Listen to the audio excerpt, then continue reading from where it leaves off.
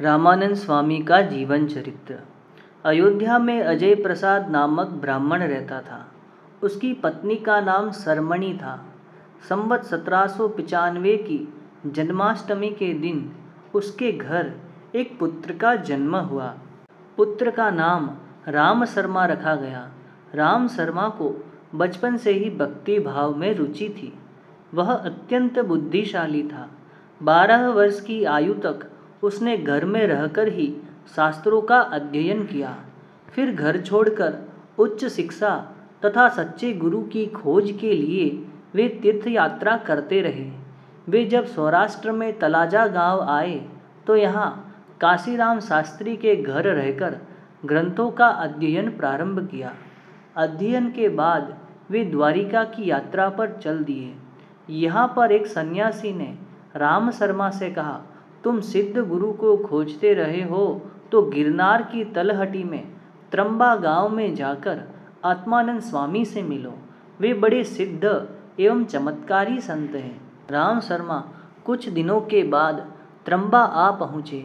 उन्होंने आत्मानंद स्वामी को अपना गुरु स्वीकार किया। आत्मानंद स्वामी ने दीक्षा देकर उनका नाम रामानंद स्वामी रखा। प्रतिदिन गुरु शिष्य के बीच भगवान के स्वरूप के विषय में चर्चाएं होती थी। गुरु आत्मानंद स्वामी भगवान को निर्गुण निराकार कहते थे, जबकि रामानंद जी भगवान के स्वरूप को साकार मानते थे। रामानंद स्वामी को कृष्ण भक्ति में अत्यंत रुचि थी। उनकी इच्छा थी कि श्री कृष्ण भगवान का साक्षात दर्शन करना चाहिए। इसलिए वे एक दिन आत्मानंद स्वामी का त्याग करके दक्षिण भारत की ओर चल दिए।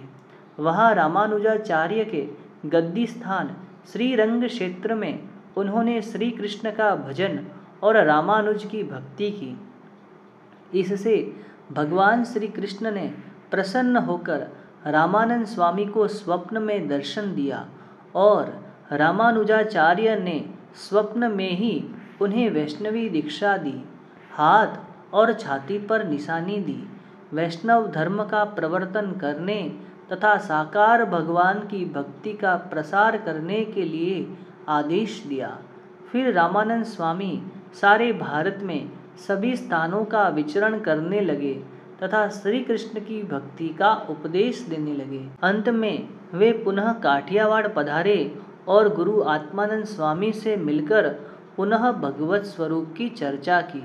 आत्मानंद स्वामी ने अपने शिष्य से पराजय स्वीकार किया और अद्वैत मत का त्याग करके मूर्ति पूजा एवं भक्ति मार्ग को अपना लिया। उन्होंने अपने सभी शिष्यों को रामानंद जी के आश्रित होने के लिए आदेश दिया कि अब तुम सब रामानंद स्वामी की आज्ञा का पालन करना। कुछ समय के बाद आत्मानंद स्वामी का देहोत्सर्ग हुआ। रामानंद स्वामी ने मांगरोल नगर के निकट लोज गांव में आश्रम की स्थापना की। उन्होंने गांव-गांव तक श्री कृष्ण का उपदेश पहुंचाना प्रारंभ कर दिया। वे जहां भी जाते वहां कहा करते थे कि मैं तो डुगडुगी बजाने वाला हूं, परंतु नटनागर परमात्मा तो अब आने वाले हैं। लखूबाई इन बातों को कहते हुए गदगद हो गई। उसने कहा, ब्रह्मचारी, हमें तो अपने गुरु आत्मानंद स्वामी के अलावा किसी में भी श्रद्धा नहीं है।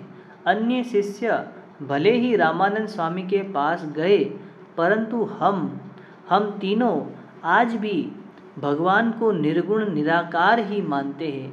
हम रामानंद स्वामी का उपदेश कभी नहीं सुनते। यह सुनकर नीलकंठ ने लखूबाई, विठलानंद तथा बालानंद को बहुत उपदेश दिया और अपने मौलिक तत्व ज्ञान की निष्ठा कराई। उनको समझाया कि भगवान सदा साकार है तथा उनकी पूजा भक्ति करना एवं महिमा समझना मुमुक्षु के लिए अनिवार्य साधना है। इस प्रकार 3 माह निकल गए। नीलकंठ ने सोचा, इस लखूबाई ने मेरी बहुत सेवा की है, अब उसे अध्यात्म का सत्य समझ में आ चुका है, इसलिए मुझे विदा होना चाहिए। एक दिन नीलकंठ ने उसे वरदान मांगने के लिए कहा।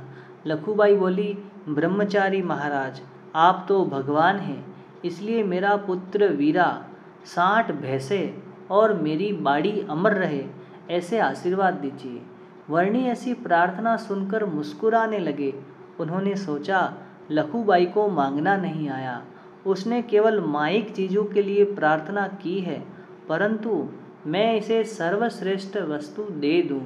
ऐसा सोचकर नीलकंठ ने कहा, लखूबाई, मैं तुम्हें अपना अक्षरधाम दे रहा हूँ। इतना कहकर नीलकंठ प्रभा सपाटन की ओर चल दिए। श्री स्वामीनारायण भगवान की जय।